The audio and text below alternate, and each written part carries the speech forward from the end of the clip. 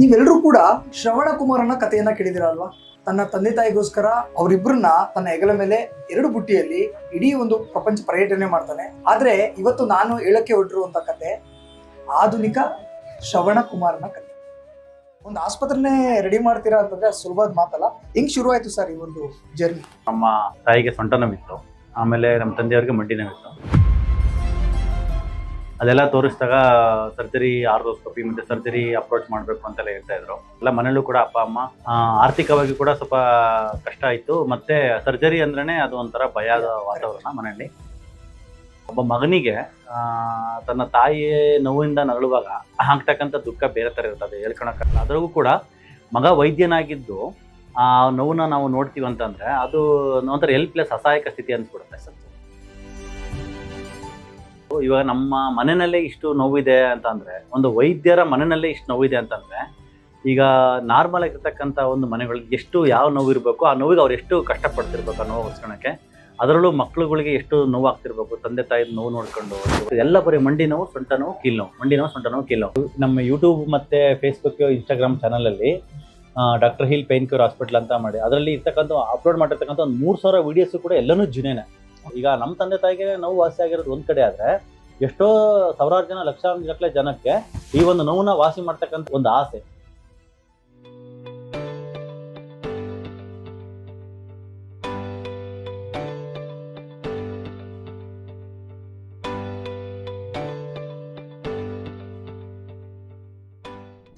Hi, hello, ನಮಸ್ಕಾರ. ವಿಶೇಷ ಕಾರ್ಯಕ್ರಮಕ್ಕೆ ಸ್ವಾಗತ. ನಾನು ನಿಮ್ಮ ಸುರೇಶ.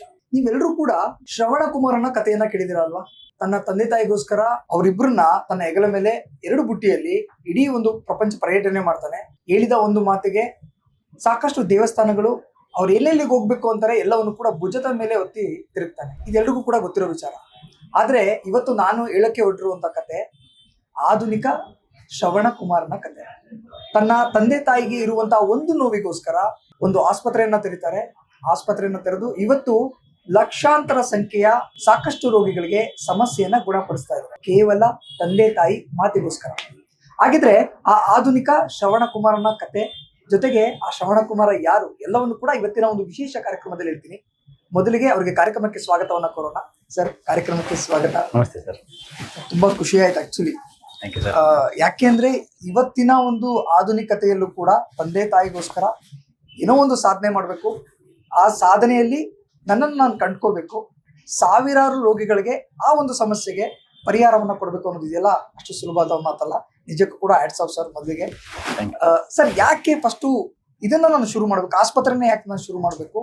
ಮತ್ತೆ ತಂದೆ ತಾಯಿಗೆ ಈ ಕಾಮನ್ ಆಗಿ ಈ ಎಕ್ಸಾಂಪಲ್, ನನಗೆ ನಮ್ಮ ತಂದೆ ತಾಯಿಗಿನ ಸಮಸ್ಯೆನೇ ಆಸ್ಪತ್ರೆಗೆ ಕರ್ಕೊಂಡು ಹೋಗ್ತೀನಿ, ಕೇರ್ ಮಾಡ್ತೀನಿ, ಕಂಪ್ಲೀಟ್ ರೆಡಿ ಮಾಡ್ತೀನಿ. ಆದ್ರೆ ನಿಮ್ ಥಾಟ್ ಇದ್ದಿದ್ದೇ ಬೇರೆ. ಒಂದು ಆಸ್ಪತ್ರೆನೇ ರೆಡಿ ಮಾಡ್ತೀರಾ ಅಂತಂದ್ರೆ ಸುಲಭದ ಮಾತಲ್ಲ. ಹೆಂಗ್ ಶುರು ಆಯ್ತು ಸರ್ ಈ ಒಂದು journey?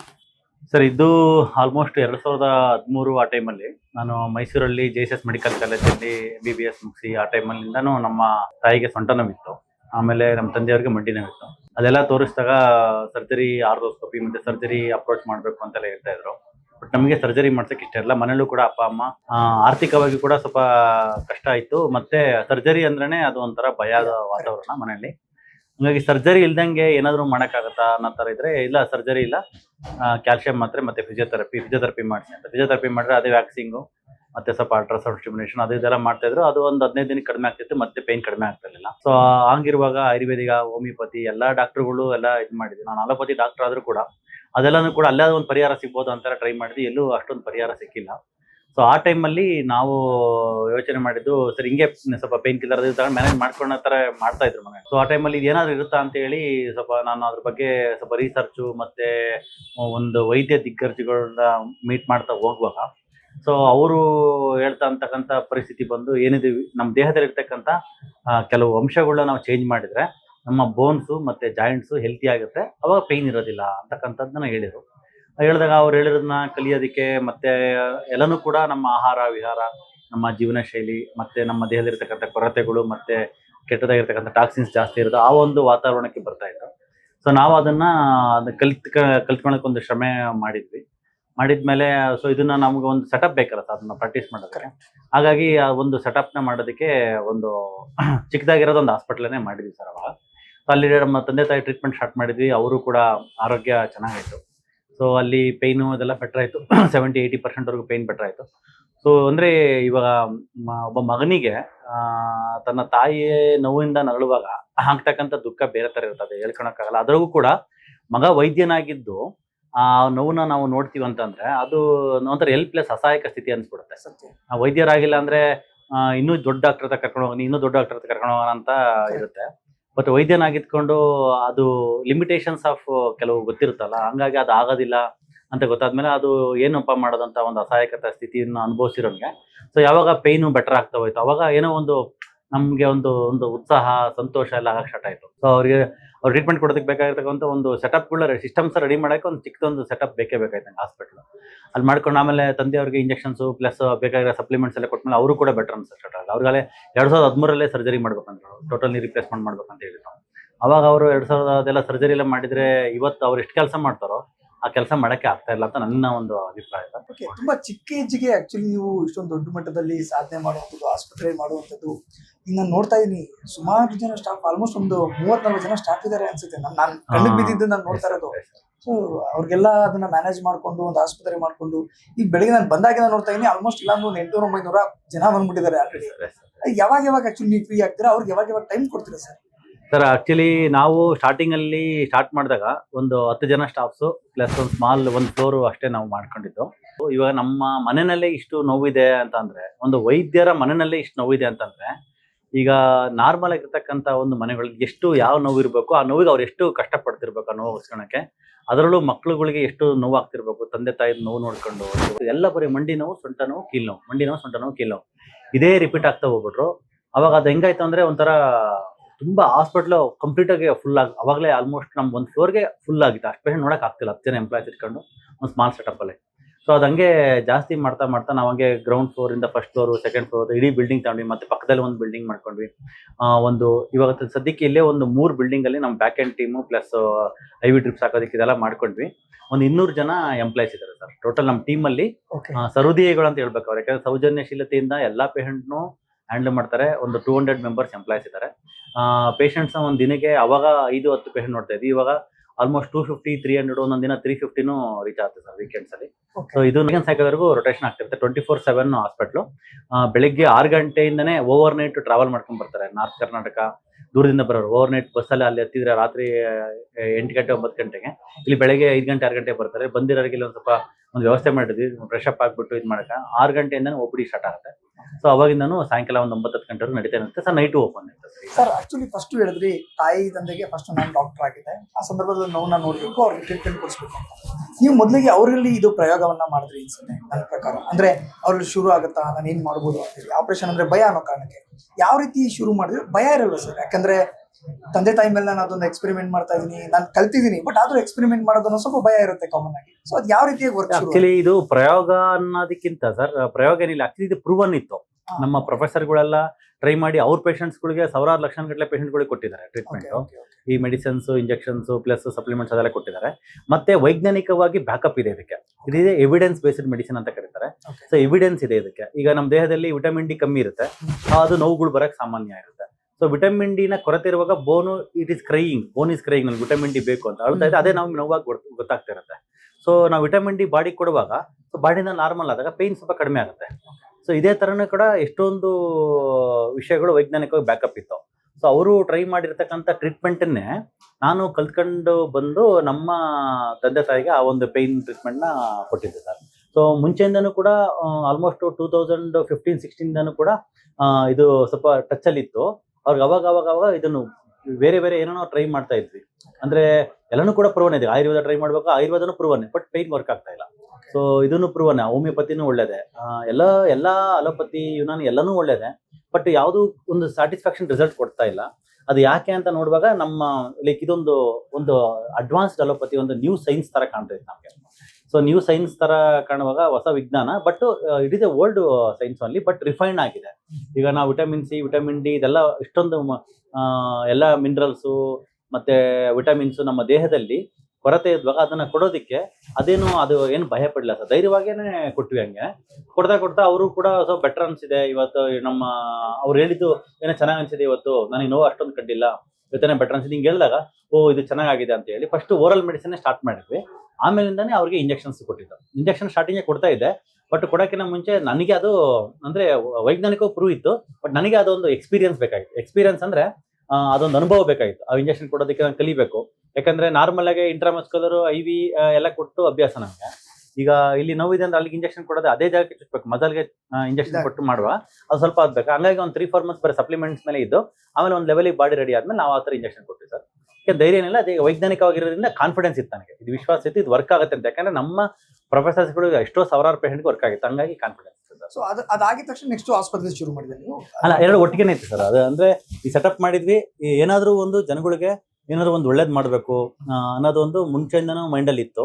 So diabetes plus BP ಅದನ್ನೆಲ್ಲ ರಿವರ್ಸ್ ಮಾಡೋದಕ್ಕೆ ಹೆಲ್ಪ್ ಮಾಡೋದಕ್ಕೆ ಮಾಡ್ತಾ ಇದ್ವಿ. ಆಮೇಲೆ ಮುಖ್ಯವಾಗಿ ಬಂದು ನನಗೆ ಮನಸ್ಸಲ್ಲಿದ್ದೆ ಒಂದು ಪೇಯ್ನ್. ಯಾಕಂದ್ರೆ ಮನುಷ್ಯ ಬೇಕಾದ್ರೆ ಶುಗರ್ ಜಾಸ್ತಿ ಆಗುತ್ತಾ, ಒಂದು ಮಾತ್ರೆ ಎಕ್ಸ್ಟ್ರಾ ಹಾಕೊಂಡ್ಬಿಟ್ಟು ಹೆಂಗೆ ಮೇಂಟೈನ್ ಮಾಡ್ಕೊಂಡ್ಬರ್ತಾರೆ. ಬಟ್ ನೋವು ಜಾಸ್ತಿ ಆದರೆ ಹಂಗಾಗಲ್ಲ ಸರ್. ಇವಾಗ ಇಲ್ಲಿ ಬರ್ತಕ್ಕಂಥ ಎಷ್ಟೋ ಸಾವಿರಾರು ಲಕ್ಷಾನುಗಟ್ಟಲೆ ಪೇಷಂಟ್ಸು ಎಲ್ಲರೂ ಪೇನ್ ಕಿಲ್ಲರ್ ತಿಂದಿರೋರೆ, ಎಲ್ಲರೂ ವೆರೈಟಿ ಆಫ್ ಮೆಡಿಸಿನ್ಸ್ ತಗೊಂಡಿರೋರೆ. ಬಟ್ ಪೇನ್ ಕಿಲ್ಲರ್ ತಗೊಂಡು ಅರ್ಧ ಗಂಟೆ ಕಡಿಮೆ ಆಗುತ್ತೆ, ಮತ್ತೆ ನೋವು ಬರುತ್ತೆ. ಆ ನೋವಿನಲ್ಲಿ ಆ ರಾತ್ರಿ ಪೂರ್ತಿ ಕಳೀತಾರೆ. ಎಷ್ಟೋ ಸಾವಿರಾರು ಪೇಷಂಟ್ಸ್ ರಾತ್ರಿ ಪೂರ್ತಿ ಕಳೀತಾರೆ. ಇವಾಗಲೇ ಒಂದು ಪೇಷಂಟ್ ನೋಡ್ತಾ ಇದ್ರಿ ನೀವು, 10 ತಿಂಗಳಿಂದ ನಿದ್ದೆ ಮಾಡಿಲ್ಲ ಸರ್ ಅವನು, ಹಿಂಗ್ ಮಗ್ಲಾದ್ರೂ ನೋವು ಅಂತ. ಸೊ ಆ ಥರ ಇರ್ತಕ್ಕಂಥ ಒಂದು ಸಿಚುವೇಶನ್ಸ್ನ ಸೊ ನಾವು ಅದನ್ನ ಮಾಡೋದಕ್ಕೆ ಪೇಯ್ನ್ ಬಗ್ಗೆನೇ ಜಾಸ್ತಿ ಫೋಕಸ್ ಮಾಡಬೇಕು ಅಂತ ನಮಗೆ ಅನಿಸ್ತು. ಸೊ ಪೇಯ್ನ್ ಬಗ್ಗೆ ಫೋಕಸ್ ಮಾಡಿದಾಗ ಬಂದಿರತಕ್ಕಂಥ ರಿಸಲ್ಟ್ಸು ಈ ಥರ ಸ್ಟಾರ್ಟ್ ಆಯ್ತು ಸರ್. 2021-22 ಆ ಟೈಮಲ್ಲಿ ಕೊರೋನಾ ಆನ್ಲೈನ್ ಕನ್ಸಲ್ಟೇಷನ್ಸ್ ಎಲ್ಲ ಮಾಡ್ತಿದ್ದೆ. 22ನಲ್ಲಿ ಈ ಹಾಸ್ಪಿಟ್ಲ್ ತಗೊಂಡು ಸ್ಟಾರ್ಟ್ ಮಾಡಿದ್ವಿ. ಸ್ಟಾರ್ಟ್ ಮಾಡಿದಾಗಲೇ ನಾವು ಸ್ಟಾರ್ಟಿಂಗೇ ಮಾಡಿದ್ದು ಡಯಾಬಿಟಿಸು ಪ್ಲಸ್ ಹೈಪರ್ ಟೆನ್ಷನ್ ಈ ಥರ chronic patients plus pain patient start ಮಾಡಿದ್ವಿ. ಫಸ್ಟ್ ಪೇಷಂಟ್ ಟ್ರೀಟ್ಮೆಂಟ್ ಕೊಟ್ಟಿದ್ದು ನಮ್ಮ ಪೇರೆಂಟ್ಸ್. ಸೊ ಟ್ರೀಟ್ಮೆಂಟ್ ಕೊಟ್ಟಾಗ ಅವ್ರು ಯಾವ ರೆಸ್ಪಾನ್ಸ್ ಚೆನ್ನಾಗಿ ಬರುತ್ತೆ ಅಂದ್ರು. ಸೊ ಜನಗಳು ಕೂಡ ಪೇಯ್ನ್ಗೆ ಜಾಸ್ತಿ ಬರೋ ಸ್ಟಾರ್ಟ್ ಮಾಡಿದ್ರು. ಪೇಯ್ನ್ಗೆ ಲೈಕ್ ನನಗೂ ಸೊಂಟ ನೋವಿದೆ, ಸರ್ಜರಿ ಮಾಡಿಸ್ಕೊಂಡ್ರು ನೋವು ಕಡಿಮೆ ಆಗಿಲ್ಲ ಅಂತಕ್ಕಂಥವ್ರು, ಕೆಲವರು ಸರ್ಜರಿ ಮಾಡಿಸ್ಕೊಳಕ್ಕೆ ಇಷ್ಟ ಇಲ್ಲದೆ ಇರೋ ಅಂತಾರು. ಸರ್ಜರಿಗೆ ಆಪೋಸಿಟ್ ಅಲ್ಲ, ಬಟ್ ಜನಗಳ ಮೈಂಡ್ ಸೆಟ್ಟೇ ಸರ್ಜರಿಗೆ ಕೆಲವರಿಗೆ ಬೇಡ ಅನ್ನೋ ಥರನೇ ಇರುತ್ತೆ. ಸೊ ಹಾಗಾಗಿನೇ ಆ ಥರ ಪೇಷಂಟ್ಸ್ಗಳು ನಾವು ಎಲ್ಲೋ ಒಬ್ರು ಇಬ್ರು ಇರ್ತಾರೆ ಅಂದ್ಕೊಂಡ್ವಿ. ಬಟ್ 90% ಪೇಷಂಟ್ಸ್ ಸರ್ಜರಿಗೆ ಅವ್ರ ಮನಸ್ಸು ಒಪ್ದಿರೋರೇ ಜಾಸ್ತಿ ಇದ್ದಾರೆ. ಮನಸ್ಸು ಒಪ್ಪಲ್ಲ, ದೇಹ ಕೋಪರೇಟ್ ಮಾಡಲ್ಲ, ಅವ್ರಿಗೆ ಭಯ ಜಾಸ್ತಿ, ಸೈಕಲಾಜಿಕಲ್ ಫಿಯರ್ ಜಾಸ್ತಿ. ಸೊ ಈ ತರ ಎಷ್ಟೊಂದು ವಿಷಯಗಳು ಅವ್ರಿಗೆ ಇರ್ತಾ ಇತ್ತು. ಸೊ ಹಂಗಾಗಿನೇ ನಮ್ಗೆ ಪೇಯ್ನ್ ಪೇಷಂಟ್ಸ್ನೇ ಒಂದು ಬೈ ಡಿಫಾಲ್ಟ್ ಇದ್ರ ಮೇಲೆ ಜಾಸ್ತಿ ಫೋಕಸ್ ಮಾಡ್ಲೇಬೇಕು ಅನ್ನೋ ತರ ಬಂತು. ಇದು ಹಂಗಾಗಿ ಪೇಯ್ನ್ ನ ಜಾಸ್ತಿ ಫೋಕಸ್ ಮಾಡಿದ್ವಿ ಸರ್. ಇವತ್ತು ಆಲ್ಮೋಸ್ಟ್ ನಾವು ಟ್ರೀಟ್ಮೆಂಟ್ ಕೊಡ್ತಕ್ಕಂಥ ಎಲ್ಲಾ ಪೇಷಂಟ್ಸ್ ಕೂಡ 99% ಪೇಷಂಟ್ಸ್ ಪೇಯ್ನ್ ಪೇಷಂಟ್ಸ್. 1% ಪೇಷಂಟ್ಸ್ ಸ್ವಲ್ಪ ಒಬೆಸಿಟಿ, ಡಯಾಬಿಟಿಸ್ ರಿವರ್ಸಲ್ ಅಥವಾ ಥೈರಾಯ್ಡ್ ಹೆಲ್ಪ್ ಮಾಡ್ಕೊಳಕ್ಕೆ, ಮತ್ತೆ ಈ ಸ್ಟ್ರೋಕ್ ಆಗಿರೋ ಪೇಷಂಟ್ಸ್ಗಳು ಕೆಲವರು ಬರ್ತಾರೆ. ಸೊ ಈ ತರ ಪೇಷಂಟ್ಸ್ 1% ಇರ್ತಾರೆ ಅಷ್ಟೇ. ಅದ್ ಬಿಟ್ಟು 99% ಪೇಷಂಟ್ಸ್ ಮಂಡಿ ನೋವು, ಸೊಂಟ ನೋವು, ಕೀಲ್ ನೋವು ಅಂದ್ರೆ ಜಾಸ್ತಿ ಬರ್ತಾರೆ ಸರ್. ಆಲ್ಮೋಸ್ಟ್ ನಾನು ಬಂದಾಗ್ಲೂ ನೋಡ್ತಾ ಇದ್ದೆ, ತುಂಬಾ ಜನ ಬಂದು ಥ್ಯಾಂಕ್ಸ್ ಹೇಳ್ತಾ ಇದ್ರು ಸರ್. ಇನ್ ಕೆಲವರು ಬಂದು ನಿಮ್ ತಂದೆ ತಾಯಿ ಯಾರಿದ್ದಾರೆ, ನಿಮ್ ತಂದೆಗೆ ಬಂದು ಕಾಲ್ ಬೀಳ್ತಿದ್ರು.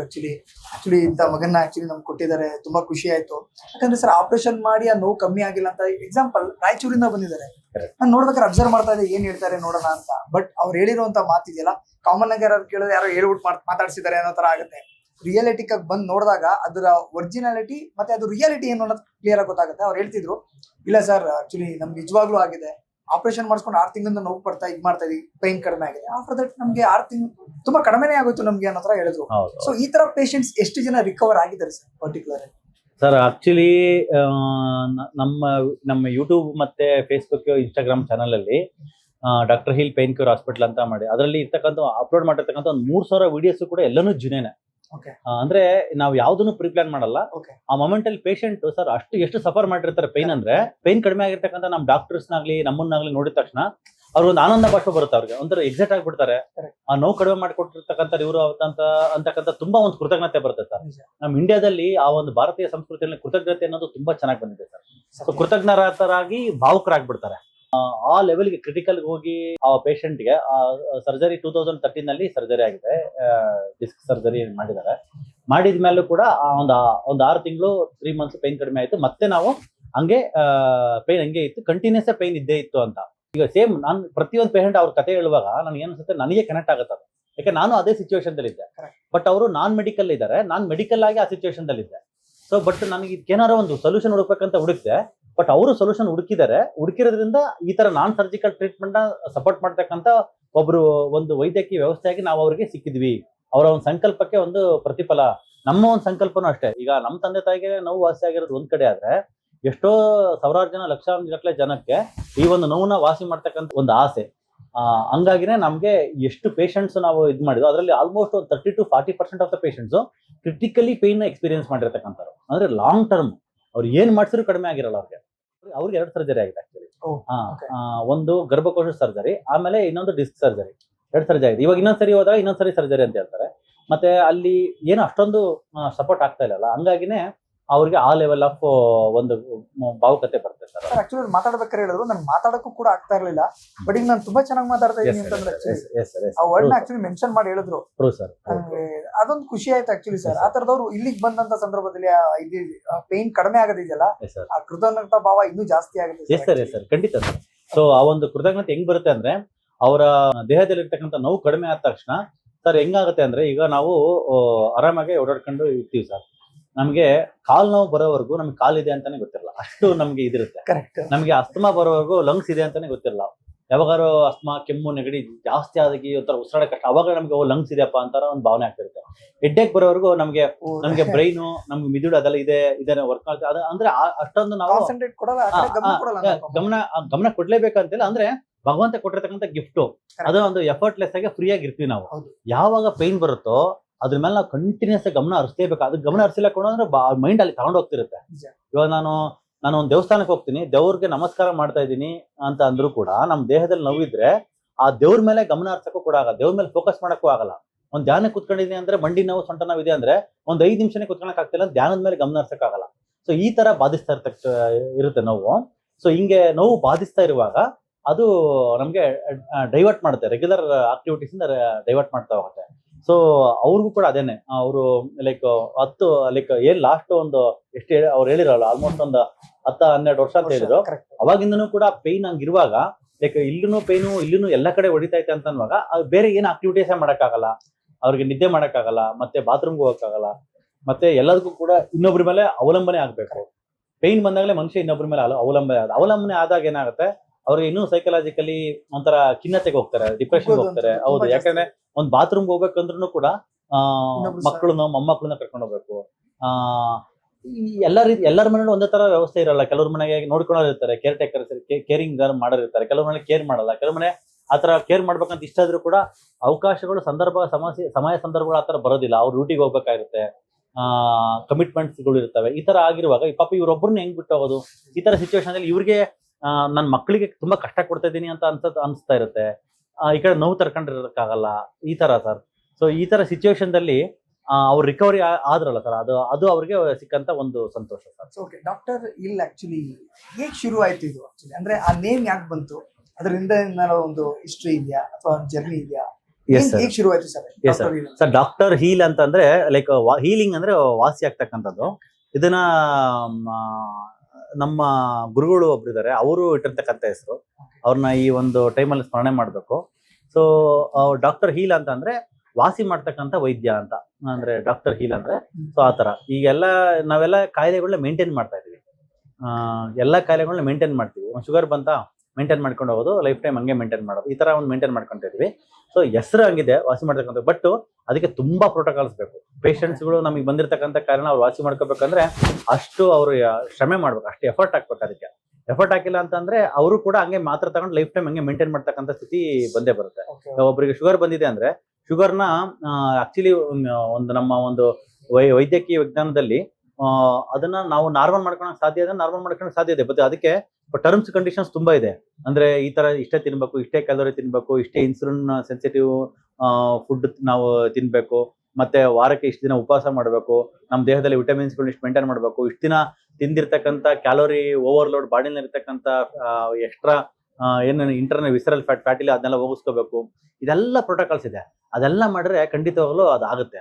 ಬಟ್ ನಾವು ಅದನ್ನ ಮಾಡೋದಕ್ಕೆ ಇಷ್ಟ ಇರೋದಿಲ್ಲ, ಯಾಕಂದ್ರೆ ಇಬ್ರು ಮಾತ್ರ ತಗೊಂಡು ಮೇಂಟೈನ್ ಮಾಡೋಣ ಅಂತ ಇರುತ್ತೆ. ಬಟ್ ಪೇಯ್ನ್ಗೆ ಹಂಗಲ್ಲ, ಪೇಯ್ನ್ಗೆ ಅಂದ್ರೆ ಬೇರೆ ತರ. ಹಂಗಾಗಿ ಪೇಯ್ನ್ ಇರೋರು ಮಾಡ್ತಾರೆ.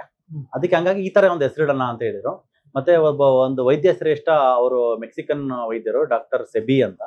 ಅವರು ಎಷ್ಟೋ ದೊಡ್ಡ ದೊಡ್ಡ ಕಾಯಿಲೆಗಳನ್ನೆಲ್ಲ ಚೆನ್ನಾಗಿ ಡೀಲ್ ಮಾಡಿದ್ದಾರೆ ಸರ್. ಅವ್ರದೇ ಒಂದು ರೋಚಕವಾಗಿರ್ತಕ್ಕಂಥ ಜರ್ನಿ. ಸೊ ಅವ್ರ ಮುಖಾಂತರ ಒಂದು ಇನ್ಸ್ಪೈರ್ ಆಗಿ ನಮ್ಮ ಗುರುಗಳು ಇಟ್ಟಿರ್ತಕ್ಕಂಥ ಹೆಸರು ಡಾಕ್ಟರ್ ಹೀಲ್ ಅಂತ ಸರ್.